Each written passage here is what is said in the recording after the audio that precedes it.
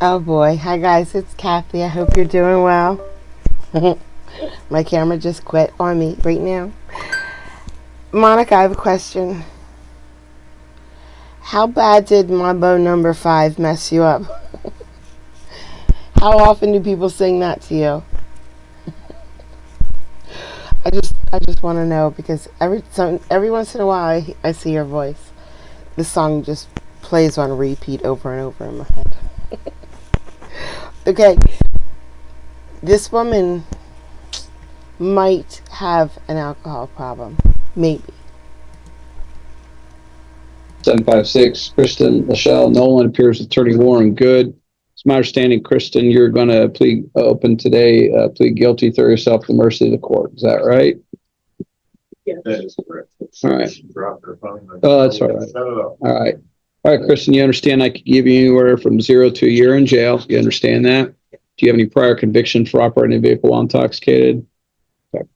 I can also suspend your license up to a year. I could fine you from $0 to $5,000. Do you understand that? Okay. Raise your right hand. Do you affirm the pain penalties of perjury testimony you're about to give is the truth, the whole truth, and nothing but the truth? Tell me your name. Date of birth. Do you read, write, and understand the English language? What's the highest level of education you've obtained? Okay. You read about your rights on the back of your appearance form. You understand by pleading guilty today, you're giving up all those rights except the right to appeal. You understand that? If you don't like my sentence, you could appeal it. You would appeal it by either filing a motion to correct error or notice of appeal within 30 days of today's date with the clerk of the appellate court up in Indianapolis. If you could not afford an attorney for the appeal, I could appoint one for you. You understand that? All right. Are you sober today? Is there anything about you mentally, emotionally, or physically stopping you from understanding what you're doing today? Are you on probation or parole? Do you have cases pending anywhere else? How do you plead then to operate? And you understand this will count towards you being a habitual traffic violator. Do you understand that? How do you plead then to operate a vehicle while intoxicated as a Class A misdemeanor? Guilty or not guilty? On November 23rd of 2025, you were driving and operating a motor vehicle in the streets of Shelby County, Indiana. Is that correct? And you should not have been driving, correct? You were impaired, correct? You were impaired by alcohol or drugs or both? What were you drinking that evening? Where were you drinking it? And why did you leave that friend's house? Fair enough. How much did you drink? 2 separate fifths of alcohol? Okay. All right. So obviously you were a danger to yourself. Fifths, not fists. Fifths of alcohol. 2/5 of alcohol. That's what she was drinking. So, the prosecutor and the defender, they don't talk into the microphone very much. So I cut out almost everything they say that I can't hear. So it skips a bit. If I couldn't hear it, I just cut it out. And other folks out there on the road, correct? You struck a home, is that correct? A garage. Oh, tux. Okay. All right. All right. Okay. The blood test results are back. Breath test. Oh, okay. 0.109. 0.14. Yeah, 0.1. Oh, the PBT was, 0.119. Yeah, got it. The PBT was 0.100, whatever. Yes. All right. Upon your plea of guilty, then I will find you guilty. I find your plea to be knowing, intelligent, and voluntary, and there's a factual basis in your judgment and conviction for operating a vehicle intoxicated as a Class A misdemeanor. I take it you have evidence, Mr. Good, you wish to present. Sure. I think the technical term would be a shit ton, Bren. 2 bottles. A lot. Way, way more than you need. So, yep, that's fine. You may testify from there. Oh, okay. Safe transit. Okay. So where were you doing your drinking prior to the crash now? At friend's house. Okay. Do you recall the officer Smith put his probable cause affidavit that he asked for to have been, and you had said that you shot at the club. You remember saying that to them? Okay, so you just don't. He asked you how much you had, and you said a bit. I asked you how much is a bit. She said, well, She said she had a few shots at the club. What club were you at? Most likely 57. Was like 57. Okay. So your testimony, what you did, you had drank about 2 fifths of vodka, alcohol. You do realize that is an abnormal amount of vodka alcohol. I mean, if you're doing the math with shots, 1.5, it's about 30 shots of alcohol vodka. That's your testimony? Yes. Okay. Now, you told your attorney that you hadn't been drinking since the crash, but we're going to talk about you had some reports filed in terms of your pretrial release supervision. There were some issues with that. Do you remember that? Yes. Looking in particular, incident date 11/28 of 2025, Suffolk Corrections report that was filed. You basically, on November 28, 2025, they alleged that you submitted 7 backtrack tests that were over the threshold. In other words, that showed the presence of alcohol on that particular day. So you would agree with me that that appears to be evidence that you had been drinking since their incident. Would you agree? Yeah, that's what it looked like. So I cut this part out, but she replies to this, her failed tests. She says that they use these white strips. When they tested her with the white strips, she tested dirty. But once they got rid of the white strips, she didn't test dirty anymore. Right, well, and then we had some other issues. It looks like they filed a second report in December, incident date 12/17 of 2025, that you failed to submit to be tested. Remember that? Remember that? Yes. Okay, and then it looks like there was another report that was filed. It looks like incident date 12/26 of 2025, they alleged that you missed that. You agree that they alleged that, is that correct? So you would agree with me, that kind of shows a pattern of behavior since you were arrested in this case. You had told your attorney to the judge that you just testified that you weren't. Welcome back, Red. You were missing tests. It looks like you tested positive. Is that correct? Yes. Are you aware of how much damage that you caused to this particular business? Yes. By my count, basically, Tux was kind enough to provide us with an immensely detailed report. You cost $45,982.82 worth of damage. And looking at this, they look at a note. The building has been knocked off its foundation. Additional repairs need to be made. So you went through this building so hard, you actually knocked it off its foundation. You agree with that? Yes. And in fact, looking at the report, I mean, when this crash happened, you're lucky that there were people there. Would you agree? Yeah.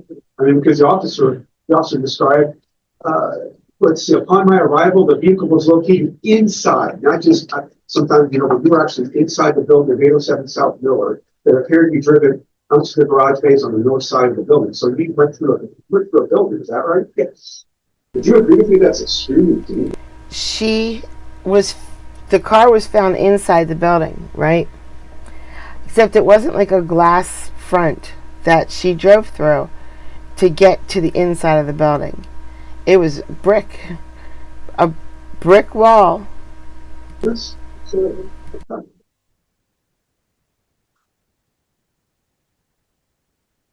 I have no further questions. Can you redirect, Mr. Good? Good, have a seat. Your name, please, ma'am. Tracy, How old are you, Tracy? 56. I thought this was her mother, but she seems so young. But sounds like it's her mother, because it is her mother. I'm just going to say it. This is her mother at 56. I don't know what she was driving. That's a good question. What would make it through a building like that? Knock the building off its foundation completely. And do you have a job? I'm disabled. Disabled? How long have you been disabled? 2 years? 2 years? Yeah. And is this from an accident or is it from just? Just over time, I think. I really don't know what started it, but it's been hard. How long have you been living continuously with Kristen? Since, well, I think she moved out for a few months in 2023, and since before and after, she's been with me. So for 4 or 5 years, Yeah. you guys have been together? Yeah. Okay. Prior to this crash in November of last year, and you know what I'm talking about, of Yeah. course, did you notice that Kristen had a problem with alcohol? I did. Tell us about it. She didn't drink all the time, but when she did, she drank excessively. Let me back up. So did you want to enter that restitution order? Because I don't have any yet. Well, here's the thing, they just wanted, it's a deductible. There was, Okay. the extra cost, this way, I apologize. There was $1,000. I talked to the victims, it's $1,000 deductible. Okay. I All just right. put that out and put your phone call. Okay. All right. That's So she did $47,000 worth of damage to this building, but the insurance covered it all.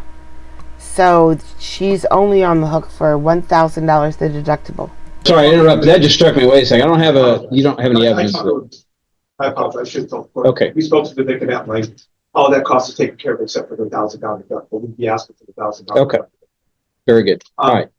You know, when we get these cases, car hits a house and things like that. Car's outside. In this case, this car was completely inside that building. I mean, they went through, the officer even said, cars inside, knocked the building off its foundations, caused over $40,000 worth of damage. I mean, it was incredible, like that somebody wasn't killed, somebody wasn't hurt. I mean, and I say this, it's an impressive crash, and impressive in a bad way, and so while she may not have much history except the prior marijuana conviction, I mean, is this driving the wrong way in the interstate? No. But That would be bad. Driving the wrong way in the interstate is bad. So I don't know. Normally I cut the prosecutor completely out of these clips with Judge Riggins, because we can never hear him. Never hear him. We hear him maybe not as clear as the judge, but pretty clear, because he is adamant about this case. I just don't see this prosecutor very much excited about a case like he is with this one normally. a car completely in the building is an extremely dangerous thing, I would point out. And so we should treat her differently. Again, than say somebody who doesn't use a turn signal, or maybe speeding a little bit, or has a license plate right out of there. And then I take issue with the fact that she said she talked to, her pretrial supervision, that, she told them it was a big deal, because it was a big deal because they filed a violation. And I know it's a big deal because they talked to me about it before they filed it or whatever. Obviously, they didn't believe her explanation. And it wasn't just once, she obviously was drinking after the crash. And then she was missing tests, and then she was missing tests. Obviously, she wasn't taking her pretrial supervision seriously, because it was over a period of time. So I think the court should take that into consideration. I think this is an individual who deserves some more jail time. I'm not saying she deserves an entire amount of jail.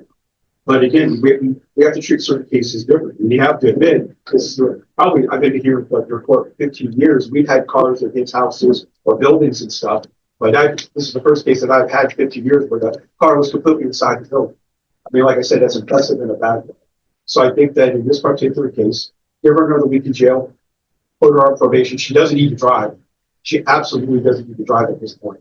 This is a very dangerous individual, because, basically this, she's able to drink a high amount of alcohol. If she says she's doing good or whatever, then let's make sure she does that. She needs to be on probation. She needs that alcohol drug assessment, the class, obviously the $200 alcohol countermeasure fee, and she does not need to drive at this time. And I think she definitely is something she needs to earn, especially with her testimony. Somebody that was able to drink that much doesn't need to be around the car for a while. She needs to earn that back. And again, the $1,000 deductible payable to Tux Radiator. I have what looks like individuals paid by second. I think it's in the public. Yeah, it's a probable cause. Well, let's see. The person you sent me speaking to, Cheryl Benoy, B-A-N-N-O-Y. First name Cheryl with S-H-E-R-Y-L B-A-N-N-O-Y. And that was a representative from Tux, like payable to Tux Radiator with care of Cheryl. Okay. Mr. Good? I judge the notice to the court of violation of the order of pretrial release. Those are on file, and it is interesting that the readings are 0.015, 0.01 this, and they're all very low. I didn't see any high readings on the backtrack, and I know it's not a matter of quantity in terms of whether it's a violation or not. Shouldn't be any alcohol whatsoever, but I would ask the court to credit her testimony that, she had a discussion with her case managers regarding this situation, and we tested her further, and she passed those tests. It was something else triggering those particular readings back in November and It was December. alcohol. And there haven't been any since. There haven't been any violations since then. So whatever was happening was triggering those positive readings and is over with. I also asked for creditor testimony that 116 days has passed since this accident, and she's been sober ever since. Also, during that period of time, she began treatment. She obviously has responded very positively to that treatment.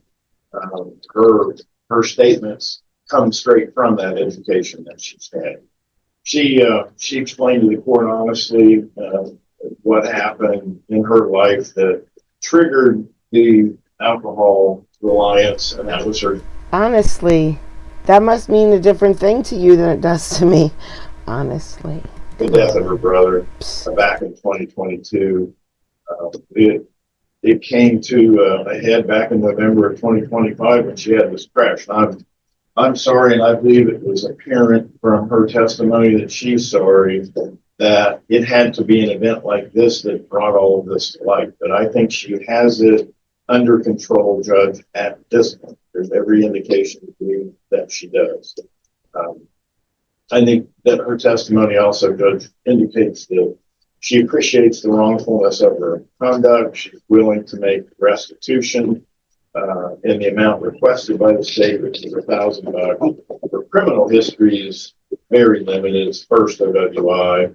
The breath test, despite the massive amounts of alcohol consumption that she's been partaking in over the years, was but 0.11 at the time. So I don't know what was going on with her, where she would have a crash that was that serious. But the PVT, as you pointed out, is 0.10. The certified test was 0.11. So she didn't have that much alcohol going on at the time of the crash. She was cooperative with police, Judge, and Tracy, her mother, I think backs up the story that alcohol consumption was a problem, and so we. Oh, for crying out loud! Shut up! Enough. We've heard enough. Stop talking, sir. Monica, a 110 stream streak on Twitch. Thank you so much, Monica. Accident hasn't been since. She hadn't been drinking at home since. She'd been caring for her mom. And it's a hardship on the mother if she goes to jail and honest. It could be done, but it's a hardship. So I would ask the court to come forth with a normal first offense OWI sentence and add whatever you think is necessary. If you think that there is something necessary to make the sentence compatible or appropriate for what occurred. We get that if there needs to be something. Hopefully not. Thank you, Rick. Thank you. I can tell that you're excited about your sobriety. When you start talking about celebrate recovery, your face lighted up, your manners and changed. You were happy. You were proud of yourself, and well, you should be. That's a good thing. But Ed's right. I mean, this wasn't a house. This is a business. I'm familiar with it. Used to take, back when Tuck's still on Tuck's, I'd take some cars there to have some radiator work done. And it's right there at that point where Miller Street, Miller Avenue all come together. And that building's been there since long as I've been around, and when Warren's around. And there's been a lot of drunks go through there because Kindles and Cobbs used to be right up there. He turned into Judge Middleton real quick. And Lord knows there's a lot of drunks coming from there. Not one of them hit it. You're the first. So that tells me you were schnockered beyond belief, and you passed out behind the wheels. It happened. And thank God you're okay, and your passengers are okay, and everybody else is okay. Schnockered is a medical term. I'm sure of it. Don't listen to JK if he disagrees with that. So I buy Ed's argument on that. Yeah, this was more than necessary to do. We don't have to do aggravating circumstances in a misdemeanor, but if this was a felony, the evidence is more than necessary to commit the crime. And so, yeah, I think you get a little bit more. I don't think jail time's warranted. They'll put you on home detention because you've done so much since then. And I do think you've made an effort, but it's not a first offense. Guy swerved over the center line. I got to treat like things alike, and you are different. So I'm going to send you 2 years, suspend all but 2 days, give you credit for 1 + 1 day served, put you on probation for the 363 days, put you on home detention for 90 days as a condition of probation. You'll be confined at your home at all times unless you're working, looking for work, going to school, going to church, going to the doctor, those kinds of things. You will prepare a schedule in advance. You will abide by the schedule. You may not deviate from the schedule without permission. You'll have to wear and maintain monitoring devices and pay for all that. If you violate an order of home detention, you can be charged with the crime of escape. You understand that? Okay. Other terms of probation include the following. Do not commit another offense. If you're arrested or charged with any offense or have any contact with law enforcement, report to your probation officer within 24 hours of that arrest or contact. Submit to random drug and alcohol screens. Do not consume any... I thought it was pissed. Isn't pissed drunk? controlled substance or mind-altering substance unless prescribed by a physician. Do not be any bars or taverns. Do not consume any alcohol. Submit to warrantless and or suspicious searches of your person, your residence, your motor vehicle, your property by probation, by law enforcement or community corrections officer at such times and places in their sole discretion. Do not, I want you to do a victim impact class. I want you to do an ADA assessment, and there'll be other standard terms, conditions of probation that appear on your sentencing order. You understand all that? All right. Do you have any questions? As I said, if you don't like my decision, you can appeal it. Are you going to live with your mom? All right. Mom, I'm going to tell you this, as she's going to continue to reside with you on home detention. They've got, community corrections has the right to come in and search common areas and her bedroom. You understand that? And if your room happens to be adjacent to a common area, they can't search your room, but they can poke their head in and walk around real quick to make sure there's nobody hiding there waiting, looking for them, okay? All right, that kind of came up in the case, so I'm just trying to alert. It came up in a case last week. I think it was last week. Oh, it was such a good case. So this boy was arrested. Okay, I think he was just an adult. Still lives with his parents. So he was put on home detention, and the caseworkers come over to investigate the house, you know, make sure it's fine for him to be on home detention. And mom had these sheets hanging all over the house where they were not allowed to go to. And she was standing with her arms out right inside the door. She was like telling the caseworkers, you can go that way, but you can't go that way. And the caseworkers, they didn't even get into the house because they have to do a sweep of the entire house to make sure it's safe. There's nobody hiding in the house before they do their search. And the boy is like, it was the dad and the mom. The dad and the mom were just jerks.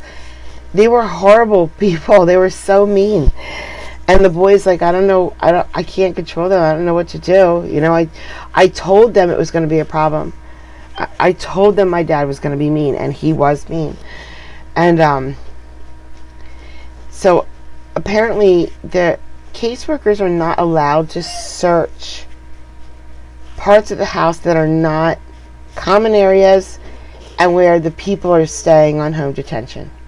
So like the parents' room, they're not allowed to search that room. They're not allowed to go through the drawers.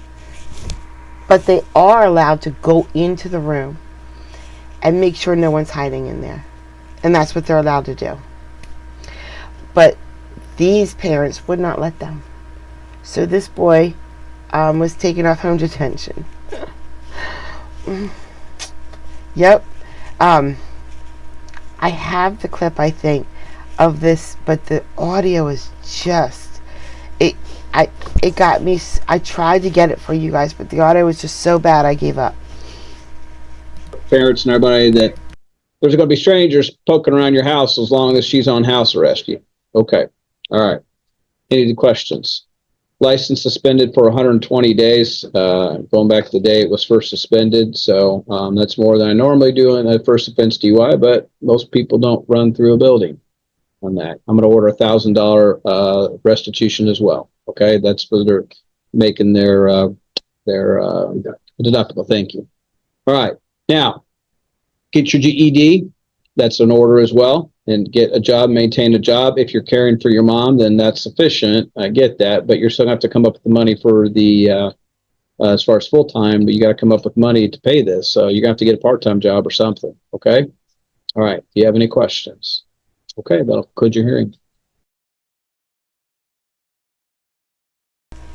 My niece ran into a brick wall on her second DUI, but it was just a wall in the middle of a field.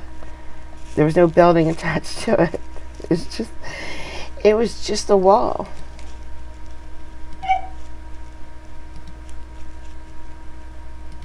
Well, it's very nice to meet you both. Mr. Goodman, come on up, sir. Nice to meet you. So we'll see you down at Persimmon Fest. Yeah. We did a good job. Thank you. I'm lucky to have you, Mike. I'm gonna check.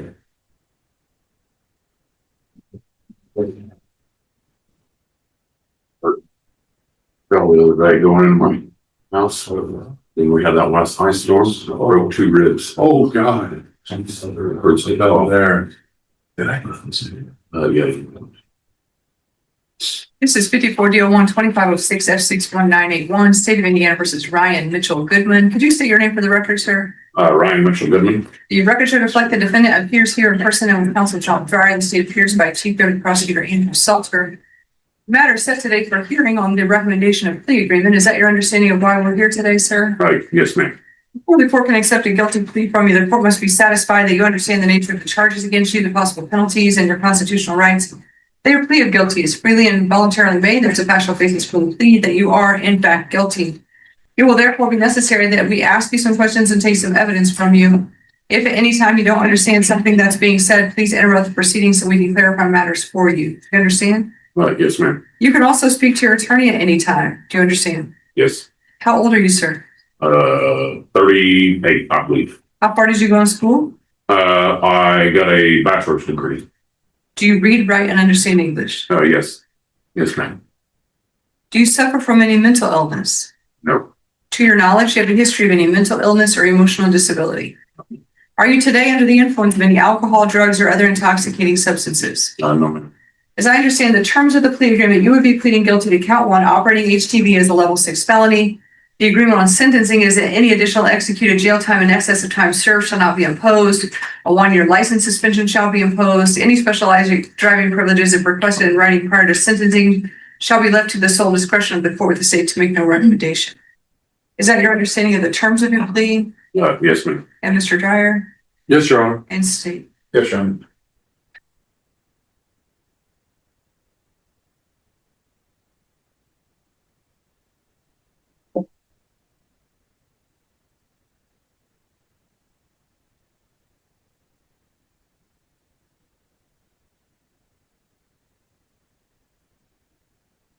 In order to convict you of count 1, the state would have to prove beyond a reasonable doubt at trial that on or about June 28th, 2025, in Montgomery County, state of Indiana, one Ryan Mitchell Goodman did operate a motor vehicle knowing his driving privileges were validly suspended as an habitual violator of traffic laws. You understand the state would have to prove those elements beyond a reasonable doubt in order to convict you at trial. Yes. Count 1 is a level 6 felony, is punishable by a sentence to the Department of Corrections of not less than 6 months, not more than 2 1/2 years, with an advisory sentence of 1 year. It also carries with it a maximum fine of $10,000. A conviction for count 1 would be reported to the Bureau of Motor Vehicles and become part of a permanent driving record for you. It also carries with it a potential license suspension of up to 2 1/2 years. You have bargained for 1 year. Do you understand the possible penalties you're facing? Yes, ma'am. You have certain constitutional rights that you carry with you throughout these proceedings. Those are your right to a public and speedy trial by jury. You have the right to be presumed innocent unless and until the state proves you guilty beyond a reasonable doubt to each element of an offense.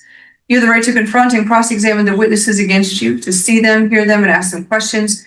You have the right to have witnesses appear, testify on your behalf, and use the court's subpoena power to make this important. You have the right against self-incrimination, or what people commonly call your right to remain silent. The fact that you don't testify can never be used against you. In fact, you don't have to call any witnesses or present any evidence whatsoever because the entire burden is on the state. You also have the right to testify in your own defense. Should you choose to exercise outright at trial, you would be subject to cross-examination and your statements could be used against you. You have the right to appeal a conviction to a higher court of law. That would include your right to appeal the terms of any sentencing orders. You understand those rights, sir? Yes, ma'am. Do you understand that by offering to plead guilty today, you're waiving those rights or giving them up? Yes, yes, ma'am. You understand that there will not be a trial. The state's not bringing witnesses in here to prove that you're guilty, but that you'd be proving your own guilt by your own sworn testimony. Yes, ma'am. You also have the right, sir, to be represented by an attorney. If you cannot afford an attorney of your own choosing, the court would appoint an attorney to represent you.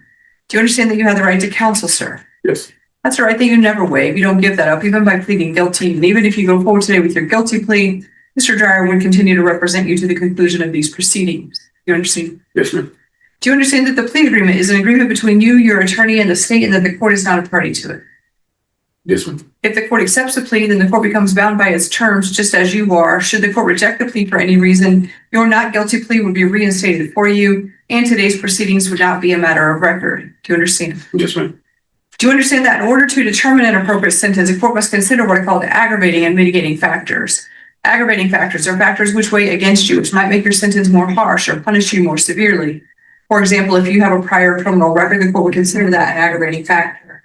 Mitigating factors are factors which weigh in your favor, which might make your sentence more lenient. For example, the factor offering to plead guilty might be considered a mitigating factor. Do you understand the difference, sir? Yes, ma'am. Do you understand that the court is required to consider both aggravators and mitigators to determine an appropriate sentence? Yes. Do you understand that the court accepts a plea today and enters a judgment of conviction against you? If you're ever convicted of crimes in the future, this conviction would serve as an aggravator for future sentencing purposes. Yes, ma'am. In other words, your criminal record follows you. You understand that? Oh, yes. Has anyone forced you to plead guilty? No. Has anyone made any threats against you or anyone else to get you to plead guilty? No. Has anyone placed you or anyone else in fear in order to get you to plead guilty? No, ma'am. Has anyone made any promises to you outside the terms of your plea agreement to get you to plead guilty? No. You have pleaded guilty today, your own free and voluntary act. Yes. Are you satisfied with the services Mr. Dreyer has given to you as your attorney? Yes. Yes, ma'am. Do you believe that he's properly representing you? Yes, ma'am. Is it still your intention to go forward today with your guilty plea? Yes, ma'am. Mr. Dreyer? Your Honor, Mr. Goodman requests the court withdraw his earlier plea of not guilty to enter a plea consistent with the terms we've submitted to the court. Mr. Goodman, you've heard your attorney's motion. Do you join in that motion, sir? Yes, ma'am. Motion will be granted. How do you plead then to count one operating HTV as a level 6 felony? Do you plead guilty or not guilty? Guilty, Your Honor. You can step up to the witness stand and raise your right hand and use sworn words of evidence. Right. Take the oath before you step up, okay? It's a small space. Do you swear or affirm the testimony you're about to give is the truth, the whole truth, and nothing but the truth? Yes, ma'am. You may be seated. Thank you. Well, Please state your name for the record. Ryan Mitchell Goodman. Thank you. State. Mr. Goodman, were you born December 28, 1987? Yes, sir. On June 28, 2025 in Montgomery County, Indiana, did you operate a motor vehicle knowing that your driving privileges were validly suspended as a habitual violator of traffic laws? Well, I knew I was a habitual violator by the DMV, but I didn't know at the time I still thought my specialized driving privileges were still valid. I was still under the understanding of that. I didn't know they were expired. I didn't know it had an expiration date, and that is completely my fault for not completely reading through the entire paperwork. Okay, and you participated personally in the proceeding to get those specialized driving privileges and got a copy of everything? Yes. All right. And it looks like the suspension that was effective back when this happened went into effect on July 13th of 2017 and was gonna expire July 11th, 2027. Is that correct? Yes. All right. Yes, I was almost there. All right.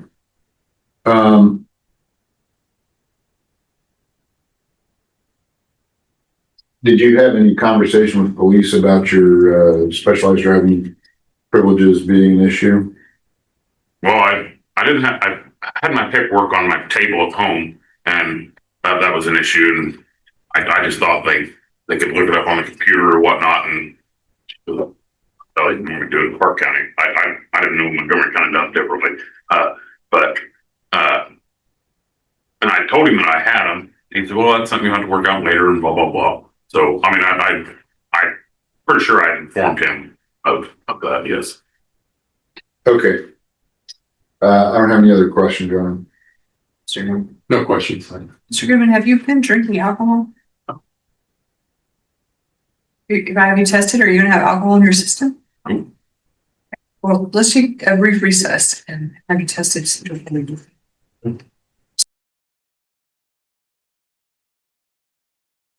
You were talking about Park County. Oh, the courthouse, the courthouse has all the maintenance there. All right, we are back on record in the state of Indiana versus Ryan Goodman. Mr. Goodman, did you step out with court security and submit to a blood test? Oh, yeah. What were the results? 0.09. Mr. Goodman, how are you 0.09 if you haven't been drinking? I drank last night at 11 o'clock was the last time I drank. So that's 12 hours ago. Did you, how'd you get here today? My mom and dad drove me. Well, when you sat down on the witness stand, I could smell the alcohol. You smell like alcohol. That's how I knew that. I understand that, but I got on the street. I have not drank anything since 11 o'clock last night. Okay. That means that you drank way too much last night. I drank 2 pints. I'm not questioning how much you drank. I'm just saying that if you're still testing 0.09 12 hours later, you drank way too much last night. The court could find you in contempt of court for appearing in court under the influence of alcohol to the degree that it would be illegal for you to operate a motor vehicle. And so the court could find that you're interfering with the court's ability to conduct its proceedings by appearing here under the influence of alcohol. I'm not going to do that today. I'm going to reset your case and have you come back. But I will tell you that if you come back and you test positive again with alcohol in your system, I will find you in contempt of court. If you have court, I expect that you will come here sober and steady and ready to have a hearing. Yes, ma'am. I mean, We're not having a hearing. You blew 0.09. There's no possible way that the court is going to address any of these issues today and take any evidence from you today. okay.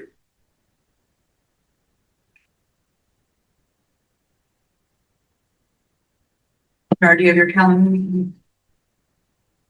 My calendar is at your behest. Okay, but let's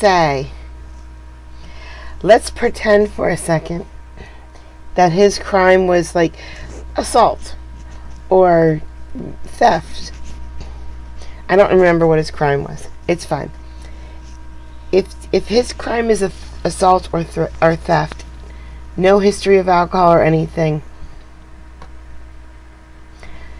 there's nothing illegal about drinking alcohol. So, coming to court, he was barely over. It's 0.08 is completely legal. He was 0.09. In 10 minutes, he might blow a 0.08, or it could go up a little bit. Who knows? Depends when his last drink was. Now, he did say just a few minutes ago, she asked if he was under the influence of any drugs or alcohol. He said, no, not at all. But smelling like alcohol, that's not a crime. Some would call that an enhancement.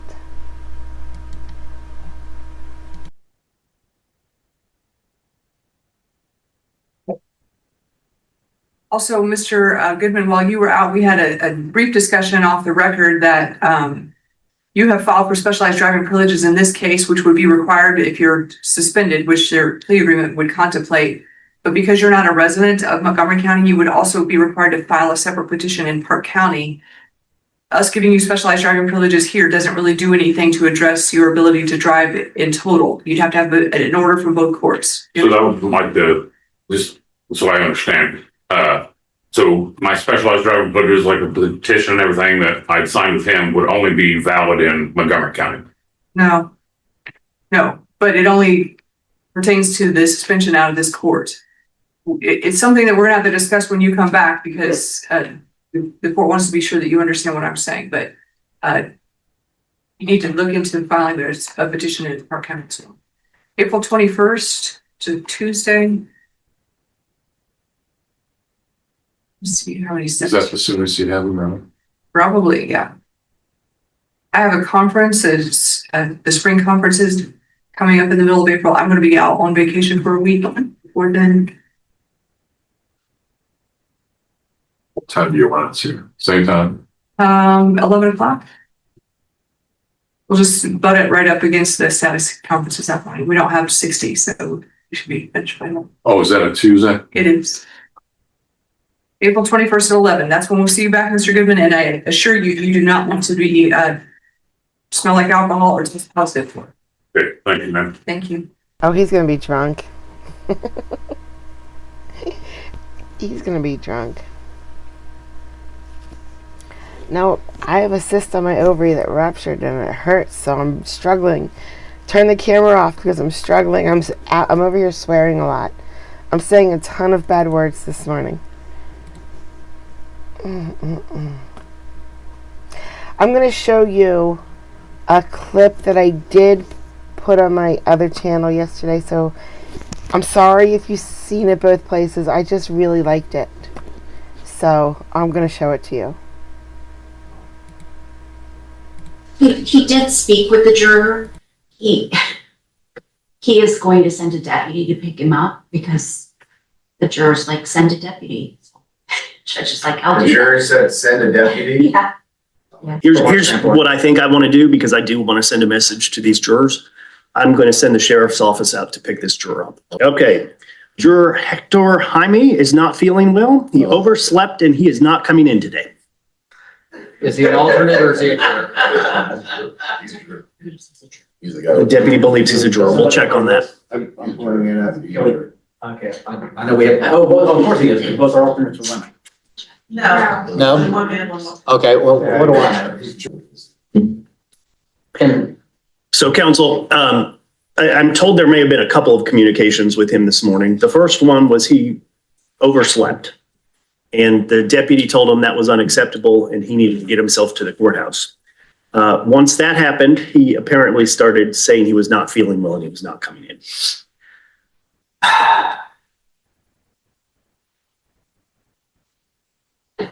you know, I almost hate to encourage that kind of behavior, but we've already lost one day, but. Our poor whole chat.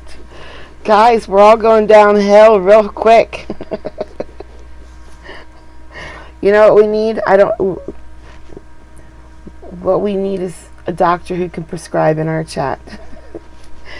Man, you're almost there. You're this close. Jude, you might be this close too. Can you guys just go get your doctor in and prescribe for us? Come on. Come on, guys. Through a legitimate medical issue. I would, and I'm happy to chat about this off the record. I'm just talking out loud, whether I'm on the record or not. We're off the record. I mean, I hate that kind of stuff and I hate excusing people when they do it and without a darn good threat and, and some attempt to force this guy to get down here. I think it sends a bad message to our jury over 3 weeks, and we're going to have this happen again and again.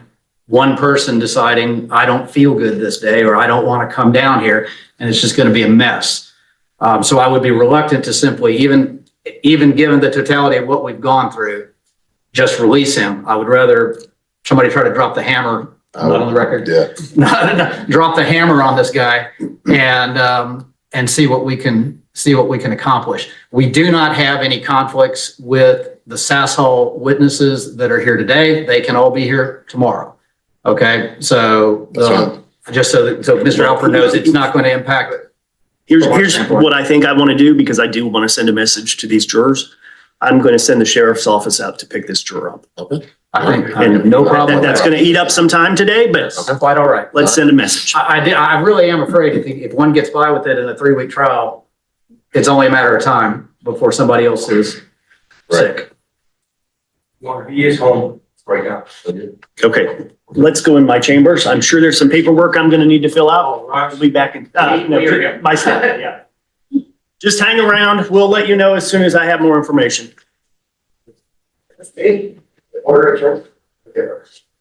Y'all can come in. I just want to give you an update real quick on things. I have spoken directly with Mr. Jaime. I don't get the feeling that he's sick. I get the feeling that he worked overnight last night and he's tired and he just doesn't want to come in. Okay. I told him that he needed to get to the courthouse and he proceeded to tell me that he would try. I said, no, I need you to commit that you're coming down to the courthouse right now. He said, well, I'll try. I said, no, I'm about to send somebody to help you come to the courthouse. What do you mean? He said, I'm about to send out a uniformed police officer to come and help you get down to the courthouse. And then he got a little, I won't say agitated, but it was, okay, go ahead and send somebody for me then. So our staff attorney is in the process of preparing the paperwork, and we're going to send out the constable to pick him up. Okay. I'm sure we're wishing we could go back to Monday and make some different decisions. Thank you for that update, Jeff. Yep. I'm probably going to bring the jury members that are in and just give them an update and stress the importance of jury service and being here, whether or not you're tired. That's what I feel the worst for. They're wasted 2 days. Oh, man. Yeah. Okay. Thank you, Judge. Yep. Thank you. If everybody wants to be in the room when I bring out the jury, I'm probably going to do that in the next few minutes. Okay. Y'all can have a seat. Thank you.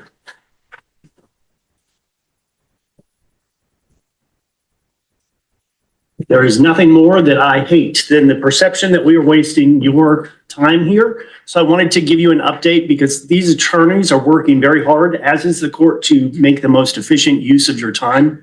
You may realize that there are only 13 of you here this morning. So I have to put this into perspective so you understand. They started this on Monday with jury selection and voir dire and everything. It is Thursday. It's Thursday and they still haven't had opening statements. One of the reasons they missed one full day because a juror was sick. So they missed a full day for that. They had a whole bunch of other things happening too that made them miss all these days. So they really want to get started. Now, this judge has zero issues like chewing your tushy out for a while. He enjoys it. So I was really worried for this juror. I really was. But I don't know. I don't know what's going on with this judge, but he's very chill. I mean, he's still bad, but he's very, very chill. So there's 12 on the jury plus 2 alternates. He is not an alternate. That's going to come in just a moment. Again, missing one juror. The juror that is missing apparently is tired and just doesn't feel like coming in today. So my court staff attorney is in the process of preparing some paperwork and he's going to get a ride into the courthouse. So I want to give you an update. That's going to take some time. I apologize for this delay. We're going to continue to try to do our very best to move this case as quickly as we can. But I do want to stress the importance of jury duty to you. Please know that what you're doing is very important to these parties and to the court as a whole. And you don't get to just blow off jury service because you don't feel like coming in. So there is going to be a constable that goes out and picks this juror up. And if it happens again, I will do the same for any of you. So please know the gravity of your jury service. I will keep you updated as I know more. The staff attorney is working on the paperwork and the constable or sheriff will go out in short order to bring that juror here and we will get started just as soon as we can. But if you will be patient, lunch will be coming again. One day or another, we will start this trial, but I will keep you apprised. But that's it for now. Just know that the gravity of this situation is not lost on this court and this juror is probably not going to have a very good day going forward. So with that, I'm going to release you back. So this was March 19th. The juror did not come in for the rest of the docket. I had 9 hours recorded. And they did, okay, that's not 100% right.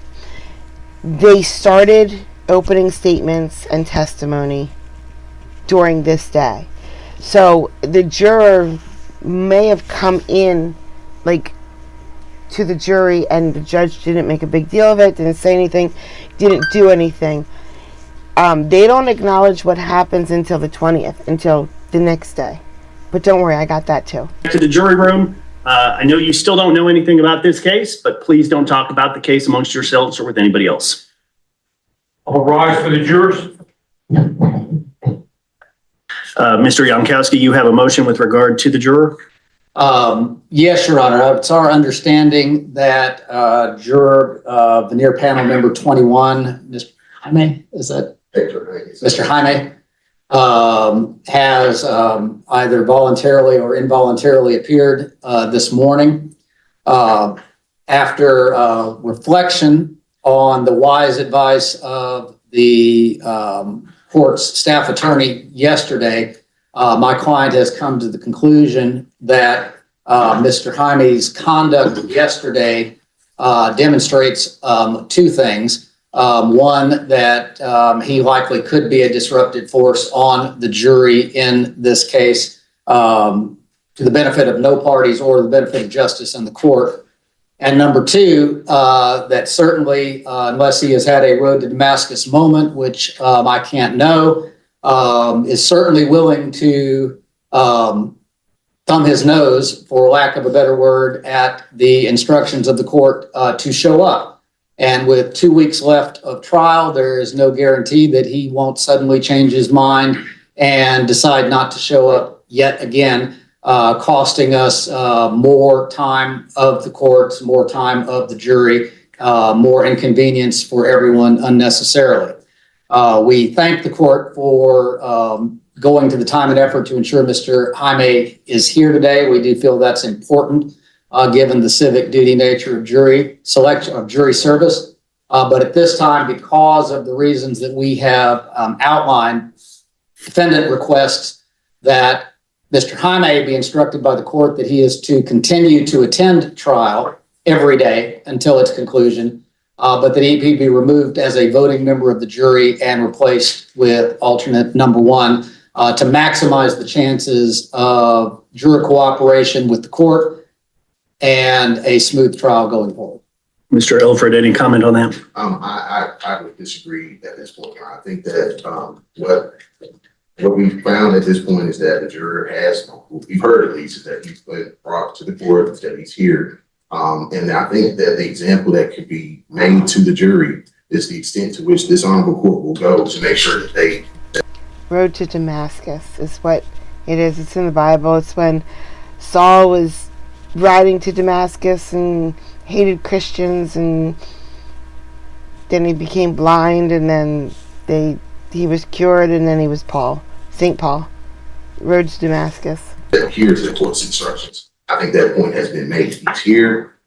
We do have a 2-week trial to think about. We have only 2 alternates. We've already had not 1, but 2 jurors that have missed court. And we need to make sure that we have alternates available for when something happens, if it were to happen in the future. I don't think that at this point is the time for us to make any type of moves to rid the jury of one of its members who's here, who's present, and ready for us to proceed to trial. We're all ready to get started in this case. And I believe that once the jurors actually start to hear the story of this case, that it'll be more likely that they'll continue to come. We're treating them very well, buying them lunch every day. They're being paid higher than normal jurors are being paid. What? They're being paid higher than normal jurors? I got $15 the last time I was on jury duty. Are they getting 30? Because that's just not fair. All right, guys, you can't tell, but this courtroom is pretty cool.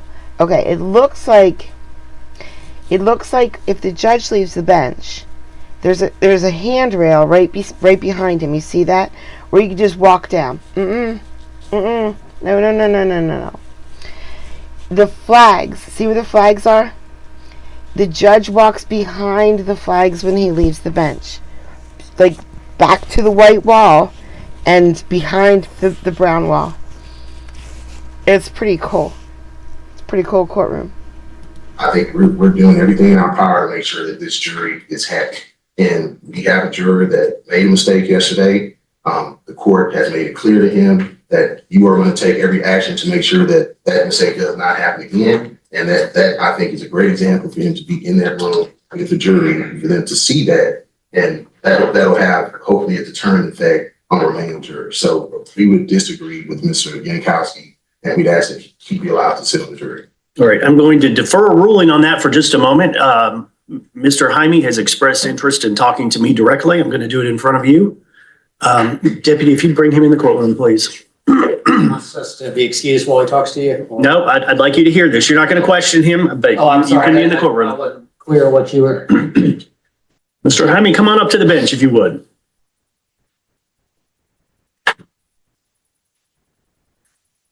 First off, I want to thank you for coming in today. Can you tell me what happened yesterday?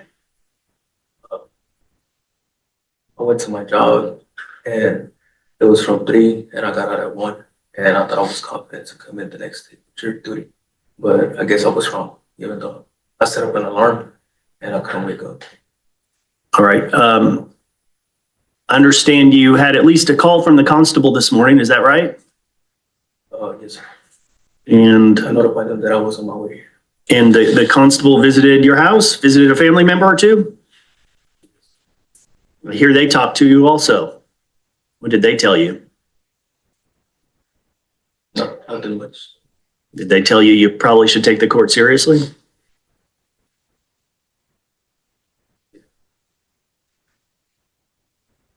Let me ask you this.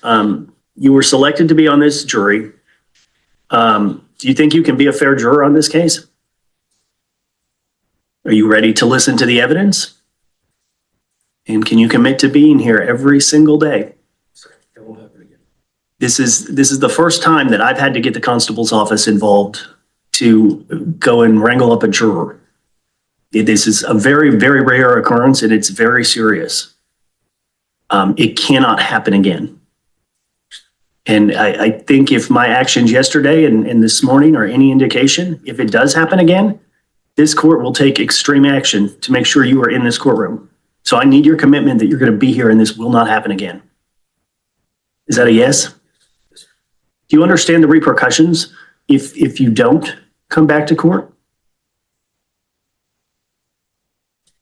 I have the ability to hold you in contempt and confine you to jail for a period of time. I really don't want to do that, but I have to protect these parties. You see how many lawyers and parties are in this room? Do you have any idea how much money they spent sitting here yesterday for no reason? Lots and lots and lots of money. Is there anything you'd like to add? You can go back into the jury room. I picked up on one thing the judge said there that I didn't hear the first go around. The constable went to his home and some family members' homes. So I'm guessing once he got off the phone with the judge yesterday, he went to a different house. I'm guessing.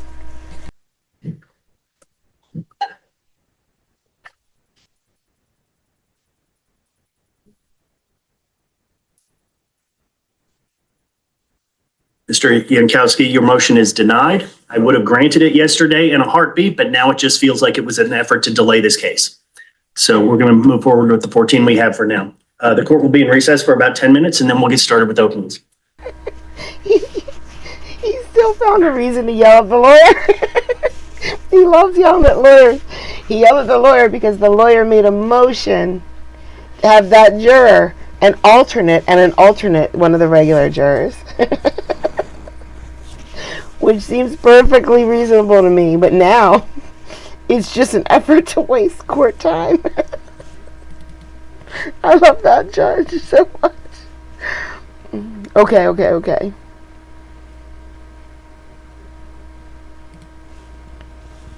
How are we doing on time? It's fine. We're fine. And then I have Ariana Martin here. On behalf of Mackenzie Maxey, Miss Maxey's not here. This is a compliance hearing on a January 16th, 2025 diversion agreement to withhold prosecution. It was fee or community work service and anger management e-learning.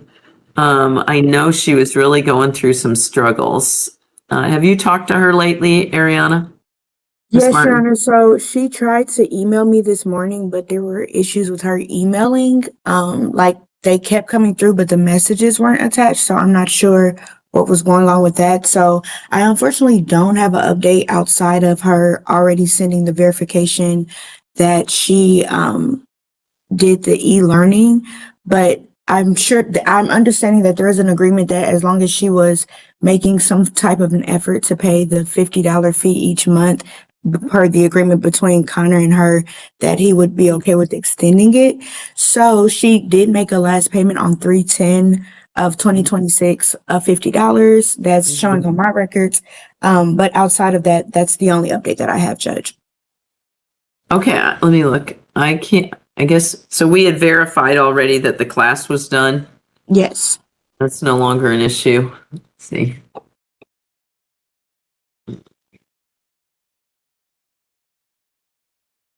Oh yeah, the last time we were here on January 7th, Mr. Henderson, you said you wanted to see consistent progress.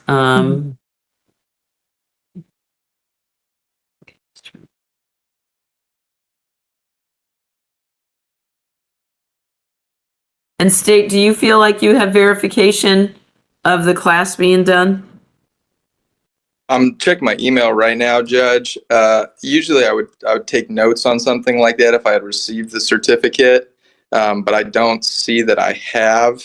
But I could also could have just missed it. It's also possible. I usually note it in my notes, and I'm looking, and I've just written so much on this that it's harder than not. Yeah, I don't believe I've received any confirmation that the class has been completed. Okay. I don't think so, Miss Martin. That's fine. I can reach out to her again. From my understanding, it was that was already verified. But if not, that's fine. I can reach out to her and get another verification of that. I do know that. All right, before she goes any further, hi Denisha. Before she goes any further, does she overstep here? Does the judge overstep? Back in May of 2025, she was having trouble with getting the money to pay the class, and Miss Kyleman was trying to get her found indigent. And so I don't know if that happened, but never, usually I write down that the person has completed the class and the state has verified it so that it's like off the list. You know, we don't have to talk about it anymore. Yeah, maybe she misspoke when she said that, the specific client, but maybe. So why is she not here today? Your Honor, I am not sure. I've sent her several emails. Like I said, she tried to email me back. I unfortunately don't know. And Judge, I mean, I think at this point, the diversion's been extended 2 months past the. Bren might have a Japanese driver's license. Bobby, you don't know that. He could. Original date.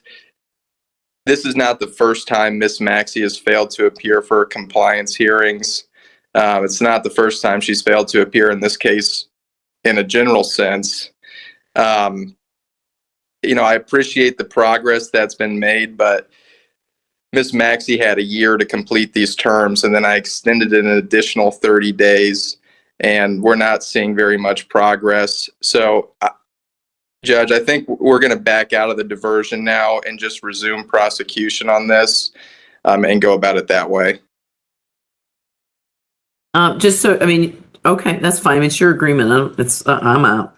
But she has paid $50 since the last appearance. And she's homeless. She was homeless. I'm just telling you. And you're the one that said as long as there was progress. Yeah, I did say that, didn't I? You did. I can swear in Japanese. Wait. Oh my God, no, I can't. It's something like that. It means damn it.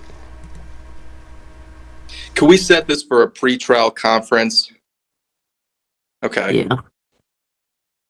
And you can withdraw. I'm not trying to make you feel bad. Well, maybe I am, but you can withdraw. I mean, it's your agreement. I'm just, and she's not here. I'd really be trying to make you feel guilty if she was here. I know. Gosh.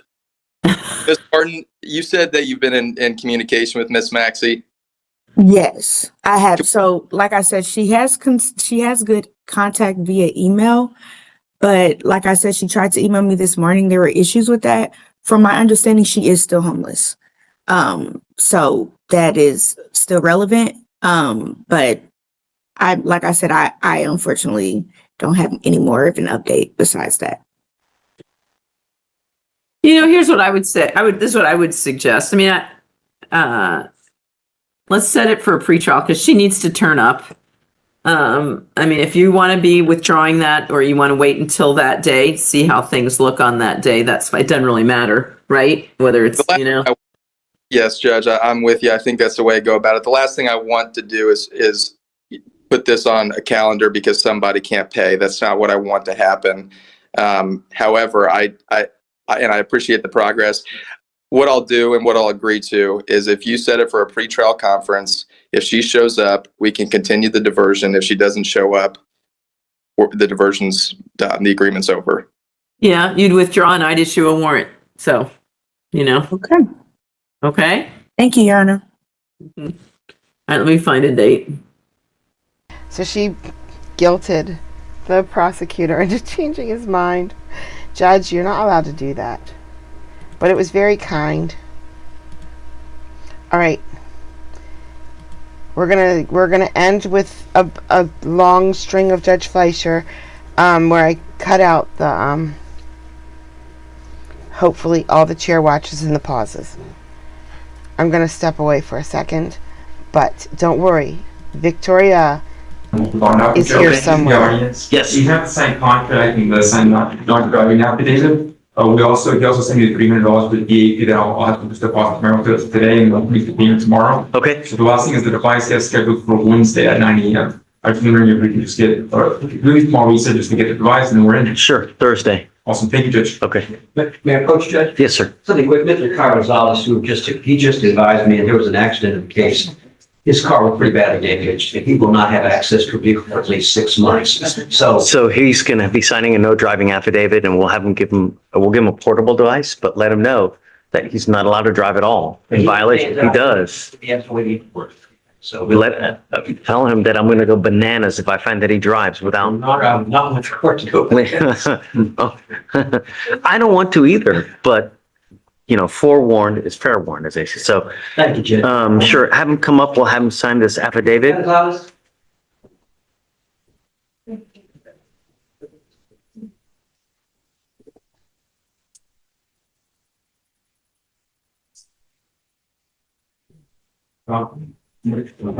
You're going to be signing this affidavit promising me you're not going to drive. There's nothing in this life that you can justify driving until we give you permission. If you do, I'm going to go bananas on your bond. Do you understand me? I don't care if there's a kid that's dying. I don't care if there's a kid that needs to go to the hospital. I don't care that you need groceries. You got to go to school. Nothing can justify you getting into a car and driving once you sign this. If you want to, come back with your lawyer and then we can work out the kinks, but do not drive. You understand? Yes, sir. Okay. All right. We'll have you meet with Pritchall here momentarily for the portable device, and then we need to give you the interlock paperwork. Okay. So don't leave. Mr. Creel.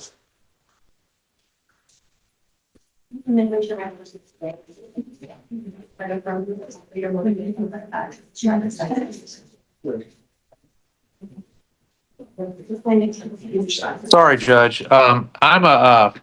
Just the last name. Judge, I'm here on Brandon McWhorter. I'm a Georgia attorney. I'm waiting on, appeared on behalf of, at the request of Phil Gommels, who's representing Mr. McWhorter in Texas for the extradition hearing. Oh, you got an extradition case. Okay. Give me a second. I thought Mr. Gommels said he was on the Zoom and so, or was waiting on it, so I joined in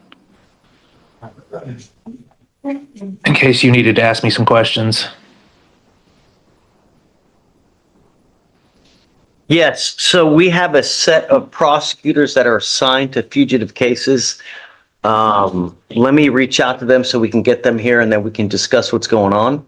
Okay. And then obviously we have to also wait until Phil gets here, Philip. And then we'll go from there. So if you just kind of want to hang out as soon as all the parties are here. All right. Thank you. Yeah. Let me text the DAs now. See if we can get them down here. Appreciate it.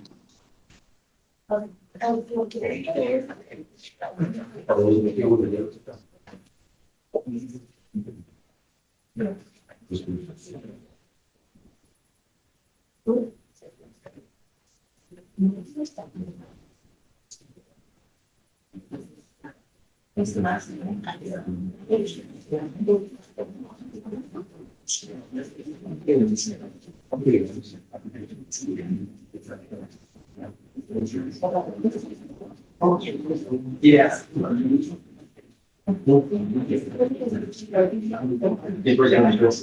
I have Ms. Deborah Michael on the docket.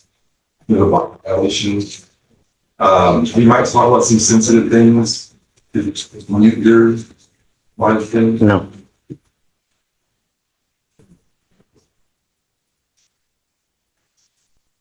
You got me with her sister and their father. Sister was kind of her caretaker. Can you bring her up, please? Sorry? Bring her up, please. Sure. Ms. Deborah Michael.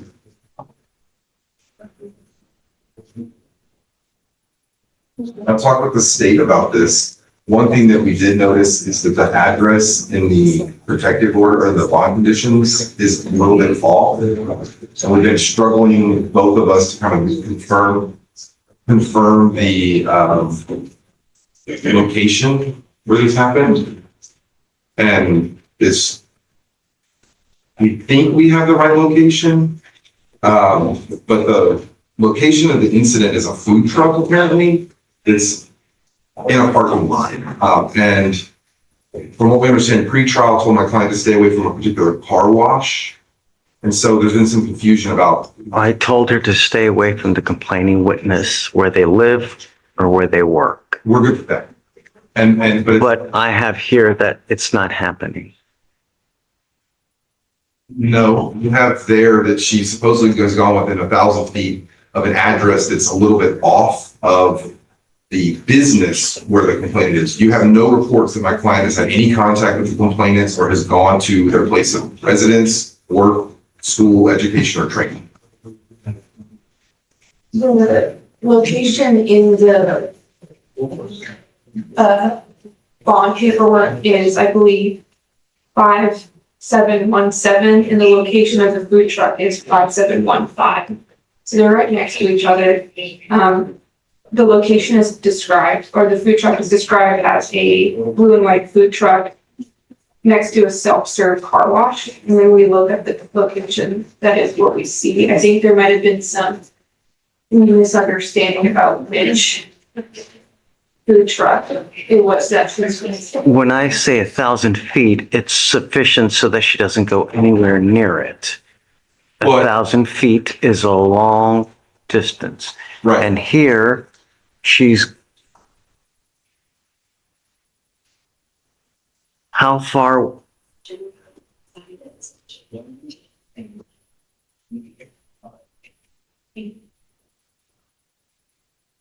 Judge, I had some things to talk to you about with my client, but I'm not comfortable doing them on a public. Sure. Great. Then you don't have to bring it up. I'm sorry? Then you don't have to bring it up. It's the camera doesn't face you.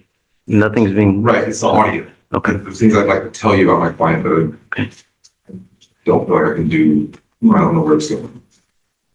I'm not interested in anything extraneous. My only concern is whether she's in compliance with the bond conditions or whether she's going within the 1,000 feet. That's the only thing I want to know.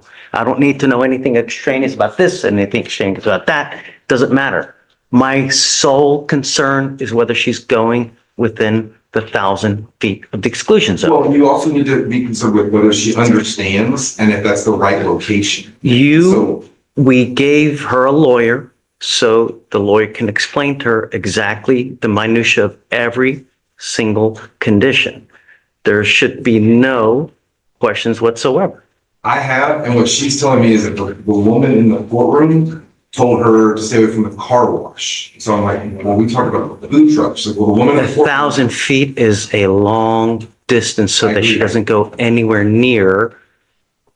I agree, and it's her neighborhood. And so 1,000 feet is going to catch like more than across the street. And so, like you said at the beginning, your concern has got to be making sure that the complainant and the business are protected. And there's no indication that she's going around that food truck or around either. How far is she getting close to?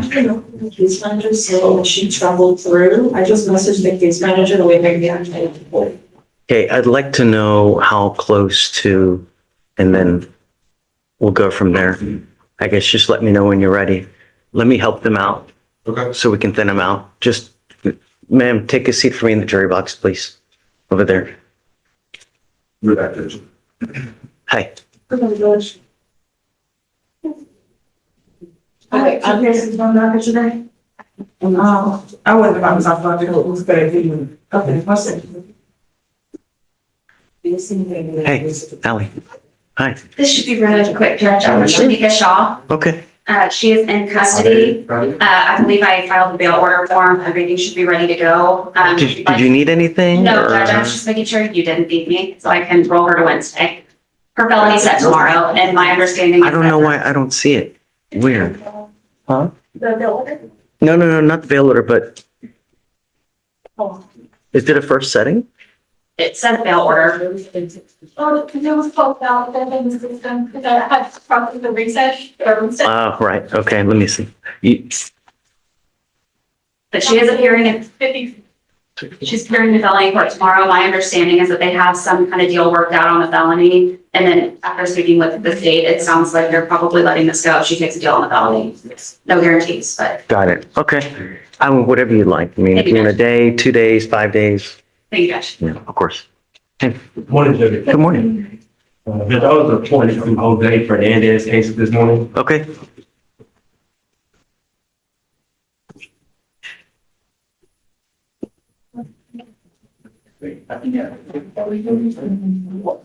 So I'm not giving him another PR bond. You know, we told him not to drive without a license. He picked up another suspended license case. I'll leave the bonds as is, but I'm just not giving him another PR bond. But his first bond's at 500, the other one's at 100. I'll just leave him as is, but I'm not going to give him any more PR bond. But I won't raise it. He now will have to sign a no driving affidavit though. So he'll process through and then I'm sure he'll bond out and then, you know, so before don't send him down because I need him to sign an affidavit, not to drive. And then whatever you need. Yeah. Thank you. Sure. So no PR bond, new law violation. And that's all we Please. can. Yeah. What's that? It's 2604 144. 2604 144. Yeah. Mr. Porter, you're charged with unlawful carrying of a weapon. You're facing up to a year in jail and or a $4,000 fine. We have to do probable cause. Well, we have not done probable cause. We have to do probable cause. You have the right to remain silent. Anything you say can or will be used against you. You're also charged with possession of a controlled substance. On that one, you're facing a year as well. Okay. On February 2nd, 2026 in Harris County, an officer observed a vehicle with headlights and taillights not illuminated. Traffic stop was conducted at 10:45 at night. The defendant was driving the vehicle and had a passenger. The defendant stated he did not have a driver's license. He was asked to step out of the car and was detained. The defendant stated there was a firearm in the vehicle. The firearm was located under the driver's seat within reach of the driver. The officer spoke to the passenger and smelled an odor of marijuana. Officer discovered a small clear plastic bag containing marijuana in the front center console in plain view. Officer searched the backpack that was located in the back seat directly behind the driver and which belonged to the defendant that contained a large clear bag of marijuana, a brown and purple bottle of white pressed bar pills that was labeled as alprazolam and with no prescription name on it, and another loaded firearm magazine. Defendant stated he did not have a prescription for the alprazolam. Officer found on the floorboard of the passenger seat 16 fluid ounce bottle labeled promethazine that was partially empty, did not have a prescription name, but was labeled prescription only. Yeah. They confiscated that, I'm assuming. Nothing came of that, I'm assuming. So does he have a license to drive? Please. Mr. Jackson, I'm going to find that there's probable cause to go forward with your case as a condition of your bond. You're ordered not to consume alcohol or illegal drugs and not to be in possession of any weapons. These are your bond conditions. You will be tested. If you test positive, it's not going to go well for you. Do you understand?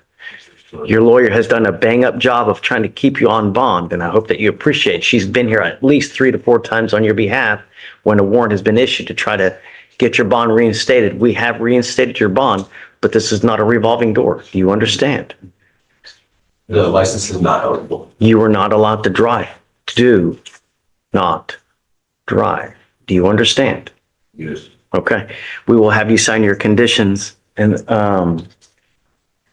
Is there anything else open at this time or everything's done? Okay, all right. Don't pick up any new cases. Do you understand? All right.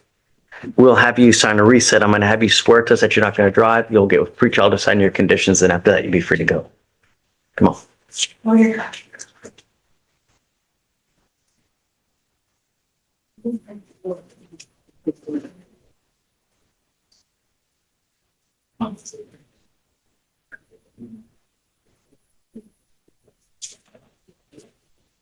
This is Mr. Odom. Good morning, Mr. Odom. Sir, you're charged with driving while intoxicated. You're facing up to 6 months in jail and or a $2,000 fine. You have worked out an agreement where they're offering you 30 days in jail with credit for the 13 days that you've done.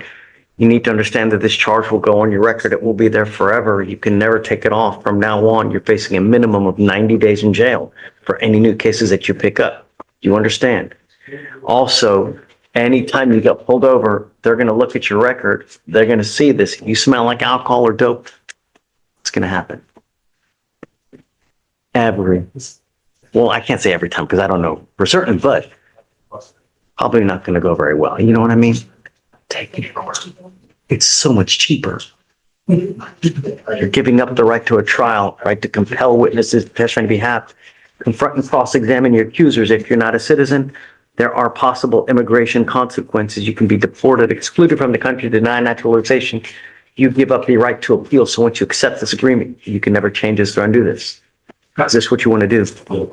How do you plead to the offense, guilty or not guilty? I'm going to find you guilty. I will follow this agreement. I have to suspend your license. I'm going to do it for the minimum, which is 90 days. Do not drive until you get a license. And good luck to you, sir. Are you done? Yes. This is Mr. Driggs. He's got 2 cases. Do we need to redo conditions because he just got out again? It's an assault and terroristic threat, so there's no contact with the complaining witness, no weapons, no going to where they live or work. I just need to know whether we have to redo them or not. Your Honor, there's still active conditions from February. They're still active? Okay. Mr. Driggs, do you have a lawyer today? Tell me what you're doing about that. Trying to hire an attorney. Do you have the ability to hire a lawyer? Yes. Okay. We can give you time. You have already missed court once again. If you ever, you know how many people say sorry? Actions speak louder than words. This is not a revolving door, and you will not get another PR bond. You understand? So the next time you miss court, it may cost you very dearly. We are not asking for much. We want our community safe, and we want you to show up. You understand? If you pick up a new case, then for now, we'll have you sign a reset, and we'll get you out of here, okay? Please. Thank you so much. Everybody, I don't know, some last, some first, so that's, okay, so I'm gonna start sending you. So. Hey.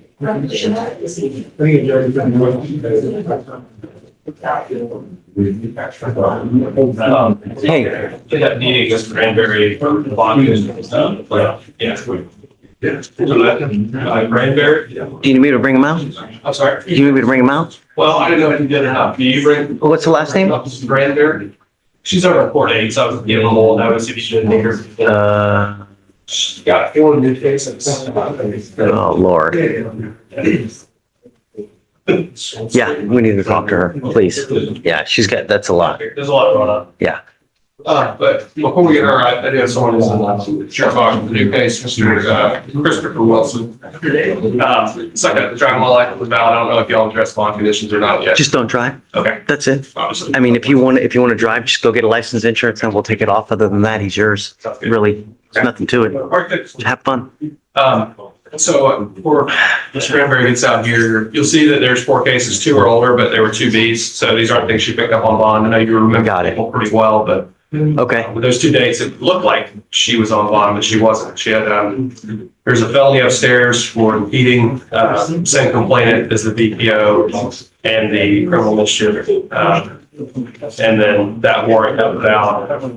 So all these are 2Bs?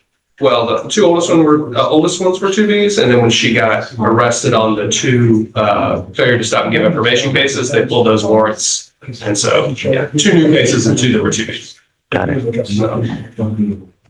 She has not been upstairs with the felony yet. She thought she was going today. That's what they told her. But Do you have any inkling as to what's going to happen? Do you think they're going to? I haven't talked to Nikki Proa. I would assume, given that they've filed a 2B, this office filed a 2B on a VPO with a felony, it's a family member case. I think that it's going to. They'll take some action probably. That'd be my guess. But who's the 482nd? You know? Veronica Nelson. Veronica. Okay. She's pretty fair. She doesn't jerk around with people, but obviously, under these. I've always had a great experience with her. She's always been great. Yeah. Which happens on Good deal. This, Jennifer Lidworth.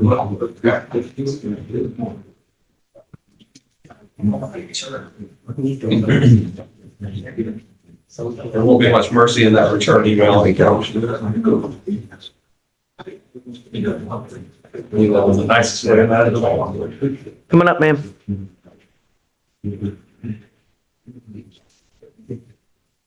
So, good morning. Good morning.